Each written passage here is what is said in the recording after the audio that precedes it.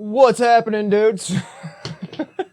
I don't know. I'm just fucking goofing around. Anyway, little update here for you guys. I got the front ends pretty much sorted now. Like I said in the last video I made, I really only have to decide on the tires. I already have a nice set of 26-inch Duro Beach Bum tires here. But I don't know if I'm going to run them or the hookworms. I know this will fit up front on the forks, but I'm not sure if the rear tire will clear the frame yet. I haven't gotten around to trying that. But check it out.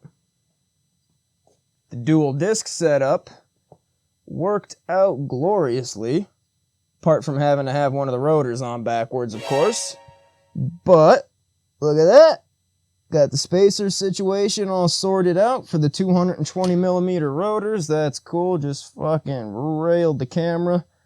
Meant to do that. But yeah, nice little aluminum spacers in there, good to go, because these adapters are only good for 203mm. If anybody's curious, these are 12mm tall spacers. These Tektro Auriga things, they look very similar to the Tektro Dorado calipers. But everything is lined up good, we got good clearance. I haven't tried, I haven't bothered aligning them and everything yet, but they're on there and they are working, baby. So you can see cables come up here, then they're strapped down onto the stanchion guards here, the brush guards. That runs up to a little T-splitter here, which I just have bolted onto the front of the fork for now.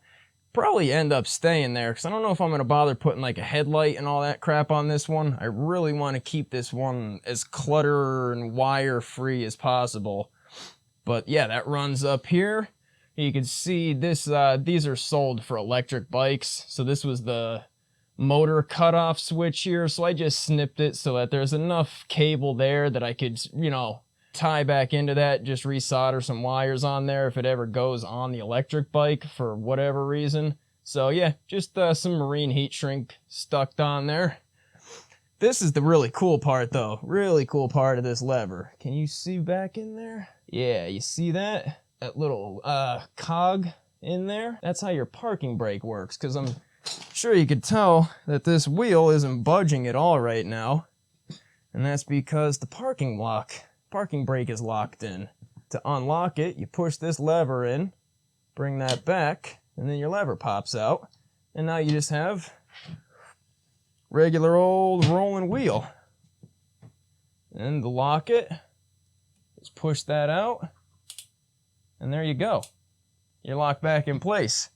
You got the nice profile design. They're sweet double-butted 6061 aluminum, and my favorite stem ever, the Project 346 from Rough Cycles. Just got to get some spacers in there and everything, of course, once it's actually on the frame. Good grief. Man, I shut that fan off for just a quick second to talk to you guys here, and I'm already soaked. God, I sweat like a pig. Anyway, so yeah, I think this might be the absolute perfect frickin' front end setup for these motorized bikes of all calibers. If you got a stock bike and you want to make it stupidly overbuilt, there you go. If you got a frickin' big beefy 212, stage 4 212 build, there you go.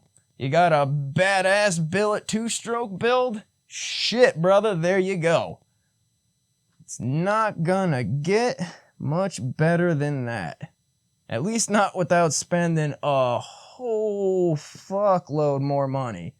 Figure this entire brake setup, lever, hoses, splitter, calipers, that totaled me just shy of $300 after shipping and everything to get that here from Germany. I paid about $90 for both of the rotors, which is a fucking steal for these things. They usually go almost that much for one. So that was good.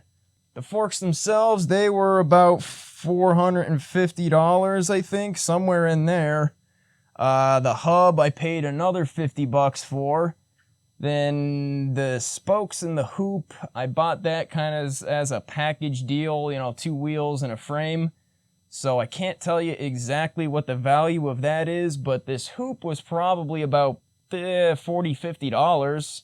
And then the spokes were probably another $40, $50 at least, I would think. You know, these are good stainless 11 gauge spokes, so they definitely weren't cheap. And yeah, the Project 346 stem, again, that comes from Germany too. I'm beginning to notice I really like what the Germans do with bikes. I think their overbuilt automobiles are kind of bullshit, even though they ride nice, they're kind of bullshit. But yeah, German bike parts, awesome. That was another like $50 or $60. The handlebars were another $30, I think. So yeah, that is, in my opinion, that is the best. Of course, you can go get some like RockShox boxers or some EVO Emerald inverted forks or something, but that's a lot of money, especially for a bike that isn't going to be jumping. It's not doing dirt jumping. You don't need crazy ass suspension. It just needs to be good enough. You know what I mean? Alright guys, so again, I'm cutting myself off here before I start rambling on for another 20 minutes about random shit, unless you want to hear me ramble about random shit, in which case I will oblige. So yeah, quick update video. Hopefully you think that's cool. I think it's cool as shit. So yeah, let me hear your thoughts down in the comments.